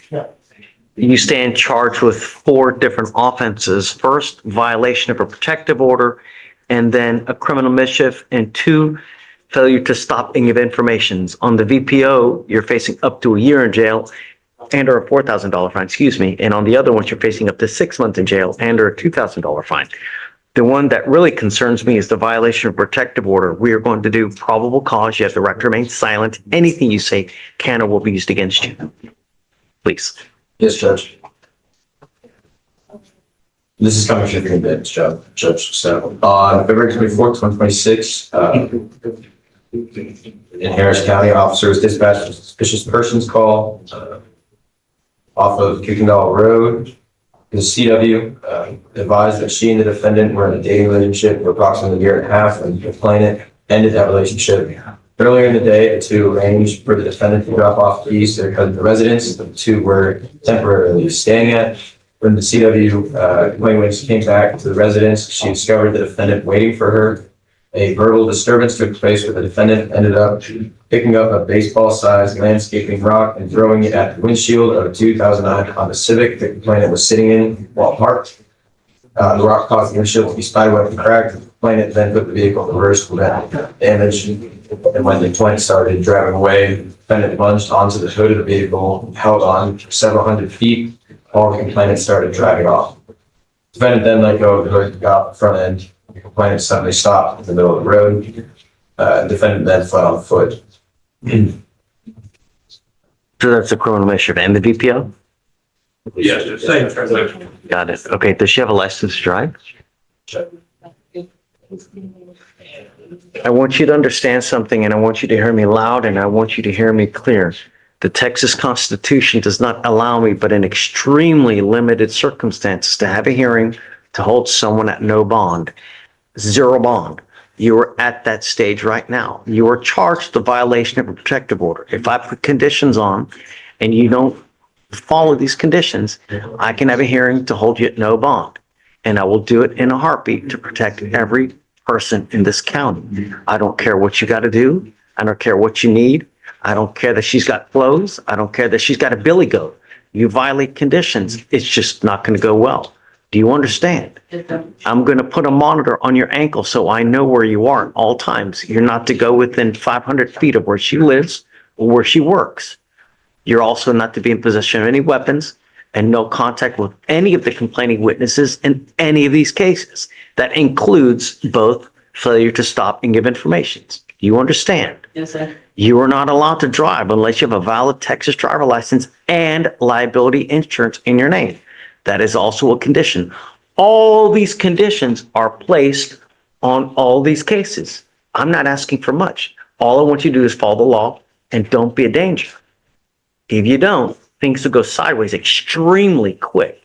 Do you understand? Yes, sir. It's showing suspended, Judge. Okay, you're not allowed to drive. You will be signing a promise with me today that you're not going to drive. All I'm asking you to do is follow the law. You understand? Yes, sir. So we have given you a lawyer. It is your responsibility to stay in touch with him. If he tells me he cannot get a hold of you, I don't know if you're going to bond out, but if you do bond out, it is your responsibility to stay in touch with him. If he tells me he cannot get a hold of you, likewise, all the bonds get revoked again. You understand? I do.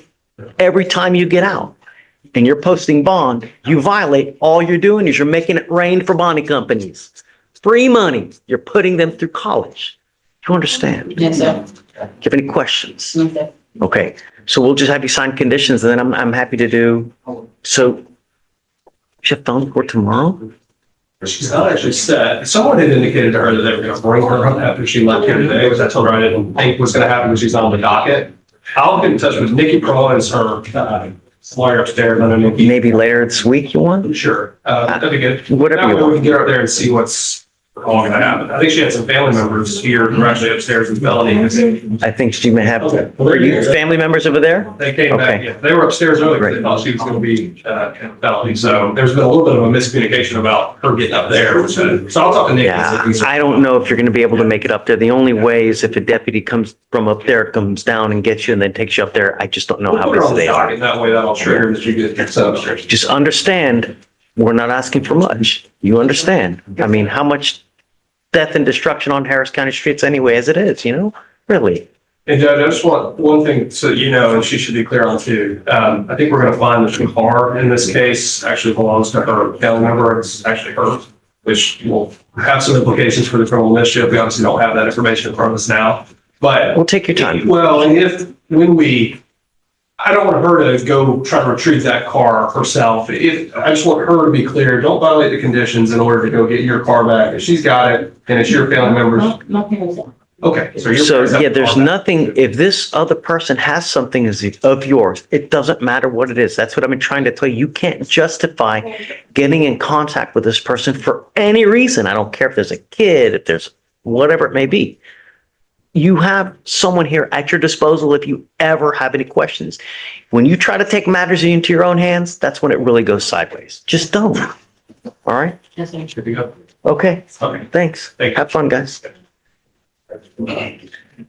So, deputy, she needs to sign conditions first, and she's ready. Hi, Jamie. I think Mr. Field, is interested in. Correct. Correct. Yes, sir. Philip. Mr. Gomez. He must be on the other line.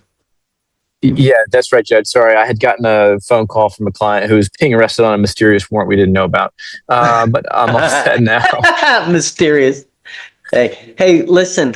Have you talked to Jamie at all yet on this? Just briefly, Judge, she had mentioned that he had waived previously, which is, also fine. But as I understand, Mr. McWhorter's got a completely clear criminal record. His wife is there in the courtroom. She's a clinical psychologist. They own small business in Humble. He owns a business that travels with artists, renting out production equipment to them. And so we're asking for a bond to allow him to report himself to Georgia to try and sort this out. He had no idea about this warrant. I've been in communication with his lawyer in Georgia who... He's here. Good. Excellent. Perfect. So he and I have been talking this morning. George can probably tell you more, but looks like this has to do with a financial transaction in 2019. So this is 7 years old. Hey, I'm happy to give you one. It's insurance fraud. It's what it's trying. Yes, sir, but this is a case, and this warrant was brought by the Office of the State Commission of Insurance Fraud out of Georgia. And so the company that he was mentioned as alleged is the company that was used to issue these fraudulent certificates of insurance to several groups of people. So in the interest... Well, he's going to have to deal with that over there. Of course. So in the interest that you do provide a bond, we just ask that is sort of a high bond given the nature of the crime. And also when we ran the report, it did not pick up here in Harris County as it relates to his arrest, but there is a warrant coming out of Fulton County for child endangerment. Another one? Yes. Did you hear that? That's brand news to me, Judge. Really? Did you hear that? Yeah, George and my ears both perked up, I think, there. What was the other warrant for? Child endangerment. Child endangerment? Yeah, that's what he's saying. Okay, interesting. Coming out of Atlanta, Fulton County. Well, obviously, Mr. McCourton will be, learning about these allegations along with everyone else and facing them. He's downstairs on. I mean, are we talking soon? Like, are we talking soon? Like in a day? Today? Tomorrow? To when the child? Yeah, when that's going to hit? Oh, I don't know. So that's the thing. It pulled up in the NCIC report, but he was not arrested for that. And so I'm thinking that it may just be interstate only pickup. Like they're not willing to extradite outside of Georgia for that offense. If it's a misdemeanor, they typically won't extradite. It is a misdemeanor. Oh, it's a misdemeanor? Yes. Oh, okay. So what do you think is appropriate? Given the nature of the crime and the uncertainty around these financial resources, our office is thinking 10K. Philip? 10,000 sounds about reasonable to me. That's what we would typically have on a case of this nature, I think, in Harris County. Okay. Deputy Williams, do you mind bringing him over? McWarden. Yeah. All right, I'm going to start talking to other people while we wait for him to come out. So bear with me a second, okay? Very good. Thank you, Judge. Counsel, ready?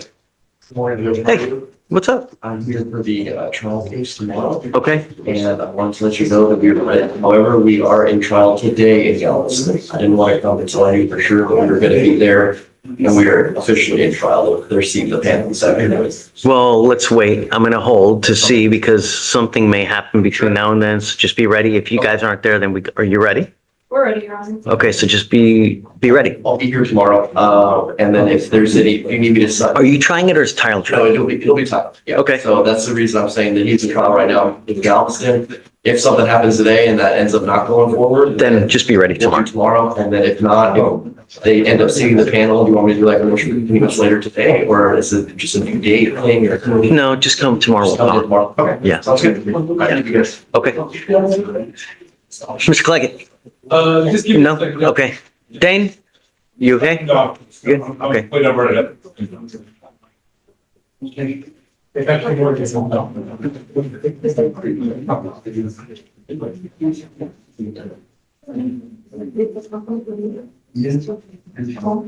All right, you were Mr. McWhorter.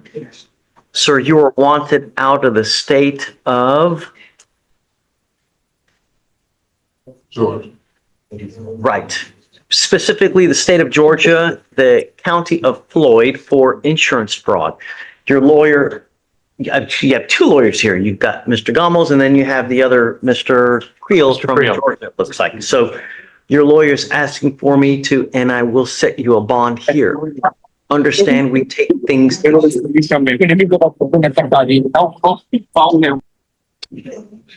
Understand we take things extremely serious here. So if I set you a bond and you make the bond, you have one opportunity to make it up to Georgia. If you fail to do that, I will revoke the bond. I will set it at 0 and I'm not going to give you another one. I will issue another nationwide warrant for your arrest. And this time I will physically hold you until Georgia comes and gets you. Do you understand? Yes, sir. We give you 2 weeks from the date of your release to go turn yourself into Georgia. It's not a matter of doing this, doing that, or posting, but no, you have to turn yourself in. I'm not going to sit there, well, we're trying to make a bond. No. That's the thing that you have to do. Do you understand? Like I said, if you fail to do it, you're old enough to understand that actions have consequences. I'm not going to do this again. You guys have any questions? No, Your Honor. Okay, so I'll set your bond at 10,000 now. Once you post that bond, we give you, like I said, 2 weeks. Do not wait until the last day. I don't care. As Murphy's Law dictates, what can happen will happen. I don't care if you get a flat tire, abducted by aliens. I don't care. It is your responsibility to make it up there, and I would probably go as soon as you get out. You understand? Okay. So this is on Mr. McWhorter. Can you set it at 10,000? Yeah, we need to do a waiver withdrawal though, Philip. So we need you to sign it. So what I'll do is, one of my local bars just had a special. Pickle juice frozen, so it was like a slushy. Shots, vodka, $1.50. I like pickles. When the shot is $1.50. I love pickles. They're my favorite thing. Philip, have you signed on to the case yet? We did this morning, yes, Judge. Okay, great. So I'll have Jamie email you the withdrawal. If you just want to sign it. We have this iced tea here, brand Milo. It is disgusting. It's the most vile iced tea I've ever put in my mouth. It's the cheapest. It's so bad. And every time you ask Monica, I want to slap it out of her hand. No, don't drink that. It's horrible. Take a picture of it and send it back, then we'll get it filed, because I can't set the bond until you give me that waiver withdrawal back. Okay, perfect. I'll look for that in my email. Once we get that waiver signed from you, at that point, I'll set it. Perfect. All right. Thank you, Judge. Okay, man. Thank you, Judge. Wait for the withdrawal and then we'll set it. All right. Good luck to you, sir. What's up, man? Drama, man. A lot of drama from. Yeah, you too. Hi, Juan. Hey, Judge, can you hear me? Where are you specifically? I am on the Ponte Umberto over the Tiber River in Rome. That's amazing. I'm so jelly right now. He's in Rome. How amazing is that, huh? So Victoria told me to zoom in to make you guys jealous, so you can blame her for that. Hey, what's the last name of your guy? Let me switch it around. Wow. Can you see that? I don't have anybody on. I'm just zooming in because Victoria told me to zoom in. Actually, that is the criminal courthouse. That's the criminal courthouse right there that you're seeing. So it's a lot better than the CJC. Have you been running over there? Got some clients? Yeah. I ran this morning and I ran on Saturday. I did 10K this morning, and then on Saturday I did 5 miles. So You're gonna have to run off all that food, man. okay. Hey, what's the last I know, name I've of your been eating guy? a lot. Get you out of here. Okay, I've taken up enough of your time, Judge. Oh, you didn't have. Oh, you don't, I don't have anyone. anybody. I'm just zooming in because Victoria told me to make you jealous. Kicking the ding ding. Yeah, yeah. That's awesome. Yeah. Have a good day. All right, have Juan, a good day, have fun. Judge. Eat some pizza for us. Pasta. Thanks. Bye bye. Thank you. That was amazing. Life is good. And then here we are working. Like. Hey,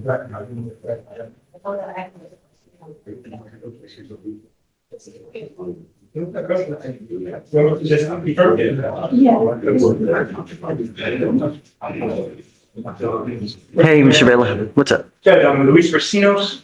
Just wanted to confirm what credits he might get, because it looks a little funky. He's been here for a long time. Yes, so on the misdemeanor, it looks like 7 days or 9 days, but he was in on the felony for 150. Yeah, we'll give you credit for all that. Don't worry about it. I know that he's been in custody. Was the court accepted time served plea on DWI second? I mean, he's got sufficient, he's maxed out. Okay. So just do, Welcome yeah. back. Wait, how's he out? He resolved his felony. Okay, so he just got out. Just got out like yesterday. Okay, yeah, let's do it. Write it up. It's our understanding that we can't transfer the felony credit to the misdemeanor case. I can give it still. That's it. Perfect. Sure. So, where were you in Italy? Like on a scale of 1 to 10. In my head, it's 1,000. How beautiful is it? For real. I'm kind of hoping you lie to me and say it's not that great. Because in my head, so I told you I was in Ireland, and it is, oh my gosh, beautiful. Oh, it hurts my heart when I think about how beautiful Ireland is. That I'm so far away from it. I can't just see it again. But how beautiful is Italy, Bren? Well, and I'm gonna thank you. Hey, Mr. Vela, I'm gonna give it I'll give it regardless because he's got it. I know that he's been there. So, yeah. That's right. I've been to the Olive Garden. I know how beautiful Italy is. Never mind.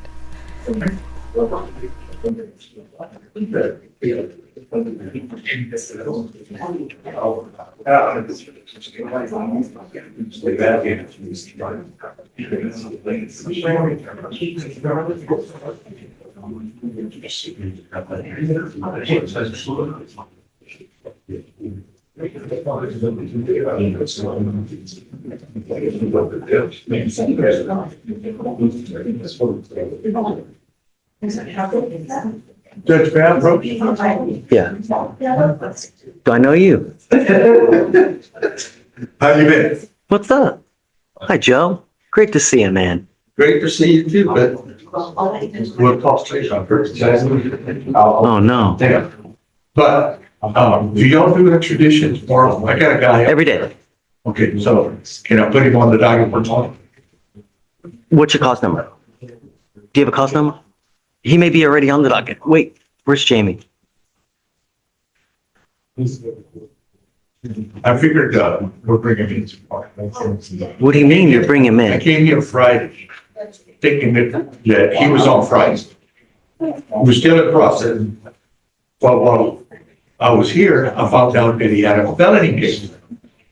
So it was set for today. Hold on So a I went second. up to the felon Hold on. Do you have a cost number? on the felony. On Not on anything? the misdemeanor, not on the extradition. Hold on a second. Do you have any cost number? Do you have any cost number? Yeah, felony cause Give it to me. 195, Oh, hold on. 195. 5736. I'm not trying to export it. I was trying to get him to give me a date for an extradition. But, It's set for today. excuse me, He's here now. he's up there. He's in the 263rd. Are you representing him upstairs? Thank you for listening to the instructions, Crystal. Thank you. Now I get it. Now I know. I represent him up there. You want, look, And he put him wants on. to come in here tomorrow on the extradition. Yeah, Okay. yeah.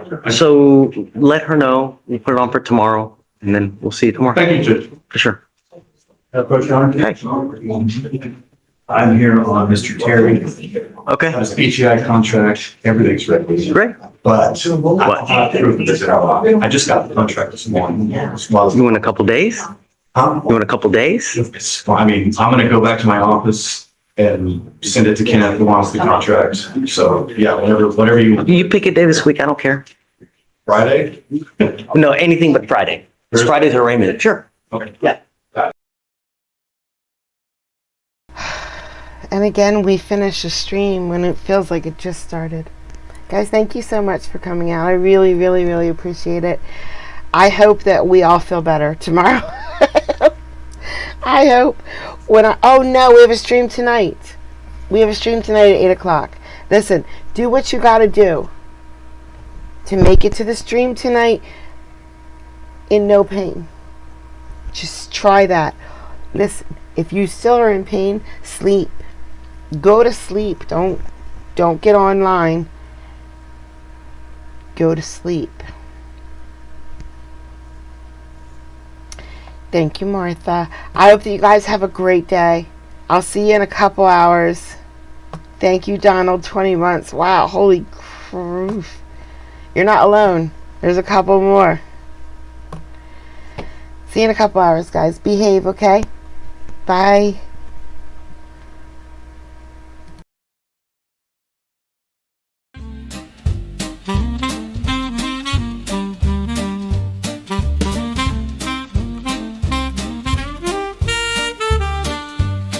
Well, I thought that room where I belong